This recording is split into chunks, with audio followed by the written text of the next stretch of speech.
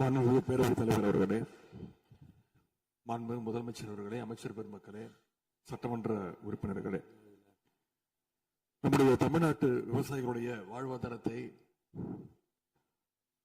அழிக்க முயற்சிக்கின்ற மேகதாது அணை கட்டப்படக்கூடாது அப்படிங்கிறதா திராவிட முன்னேற்ற கழகத்துடைய உறுதியான நிலைப்பாடு.